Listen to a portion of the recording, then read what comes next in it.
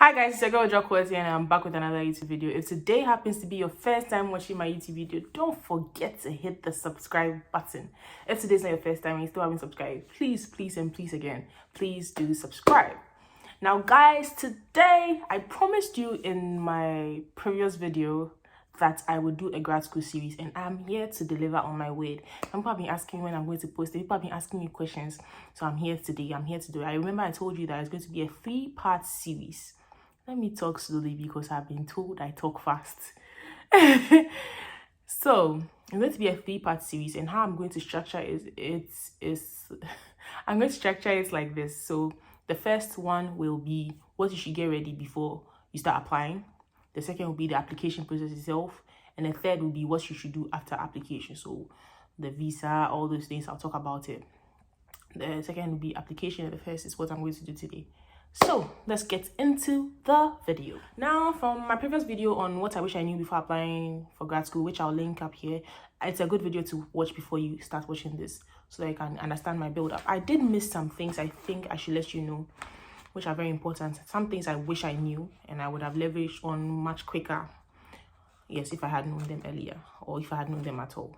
Continuing from the previous video, you need to leverage LinkedIn. You need to look. So let's say you want to apply to my school, Clemson University. Look for people in that school. Look for people in the course you want to apply to. Ask questions. Ask them, what's the program like? Oh, I'm interested in it. What should I prepare for? What should I, what do they look out for? The application process.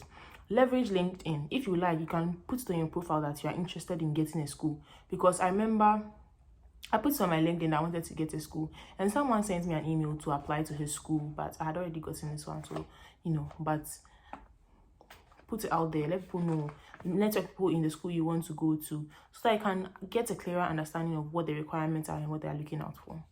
The second thing is get your passport ready. You're applying for grad school. Don't wait until last minute, because there are so many things you would have to do once you are granted admission, and you shouldn't let your passport be one of them, especially if you are in an African country. You know how it can be sometimes. You know how, sometimes it can be unreliable. So once you start the process, make sure your passport hasn't expired. Make sure you have a passport in the first place. Just make sure everything's okay. You understand? Get your passport ready. Because I did last minute. And so I had to leave. I was doing my national service at that time. I had to leave Kumasi to go back to Accra to go and do my passport. And my mom kept on telling me that my passport is about to expire. But so just do it and get rid of it. And then the last thing on things I wish I knew.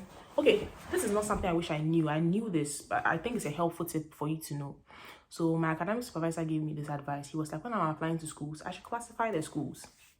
I can classify some schools as class A, class B, class C, or if you want to do class 1, class 2, class 3.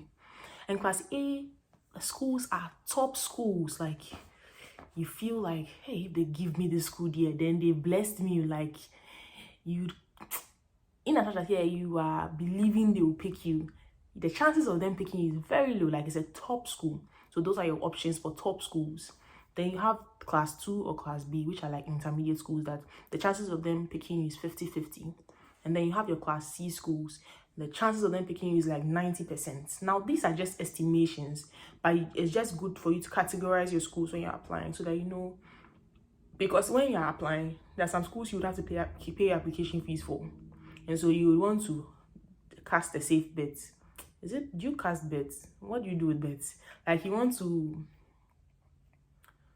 make a good choice. Maybe if you have to choose between applying to a top school or applying to a class 3 school, which one will be a safer bet?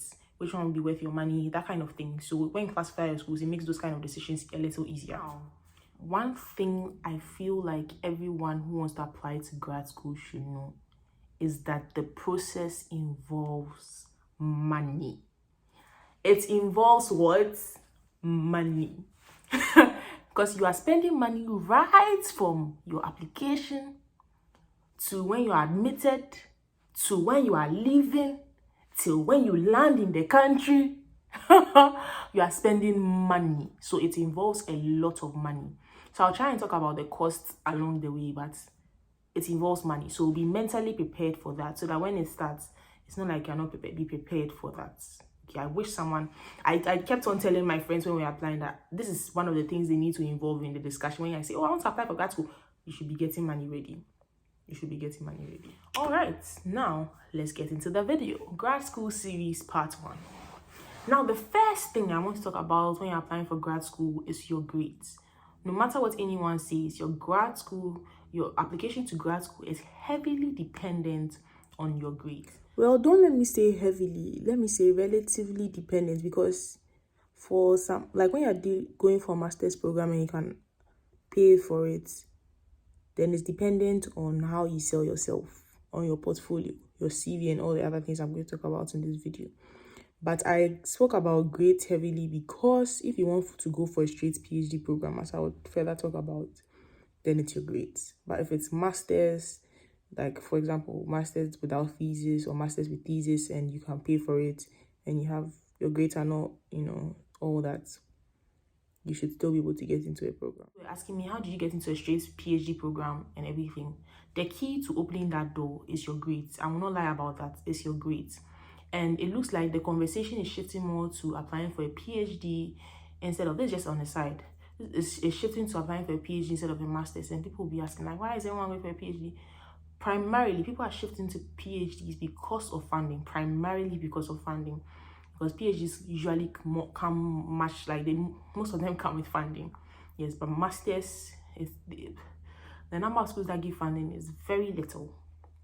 You understand? That doesn't mean you can't go for a master's. I mean, if you don't want to do a PhD, you don't need to do one. You understand? So that is why the conversation is shifting towards PhD. Yes. So if you want to go for a straight PhD, then it's your grades. And then number 2, you need to get your CV ready. I will place links in the description box on helpful videos or helpful articles I feel will help you with the CV and other things I'm coming to talk about. So your CV is very important. Your CV is, you're selling yourself. So on your CV, how you would prepare your CV for a job application, how you prepare your CV for a grad school is completely, well, to a certain extent, is different. In terms of grad school, if you're going for a master's with thesis option or a PhD, then they want to see your ability to do research. So you should be talking about projects where projects you worked on and you had to carry out research, or any research experience you've had, or maybe any project you've carried out. You understand? Those are the kind of things they would want to see on your CV. And then the courses you've taken that will fall in line with the field you're interested in. You understand? And then the third thing is your statement of purpose. Your statement of, my professor will tell you that this is your time to brag. This is not the time to be, Africans, we like, especially Ghanaians, we like this thing, like, if they say, hey, you're a shark. Oh, me, I'm not a shark. Oh, nah, this is the time to accept who you are and then write about who you are. You have to brag because you have to sell yourself. One tip I would give about writing your statement of purpose is that it should be like a story. You're telling a story. It doesn't mean you should come and say once upon a time. No. It should flow. You understand? You're telling a story. You talk about what sparked this interest. Like you lead as the person is reading, the person, wow. Like, as you're reading, it's like, yeah, tell me more. So it should be interesting. It should be a story. Like you give me a data dump or an information dump. No. Write a story, tell a story. All right. And then the fourth thing is your transcripts. Once you're done with school, once your final results come out, start applying for your transcripts. With some schools, you can apply for schools with your unofficial transcript, then later you have to submit your official transcript.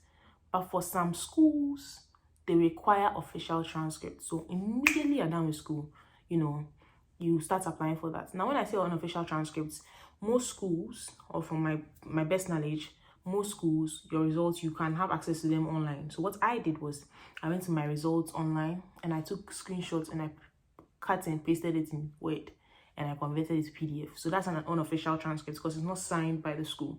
So that's what we mean by unofficial transcript. So get that ready, okay, because that's what you need to apply.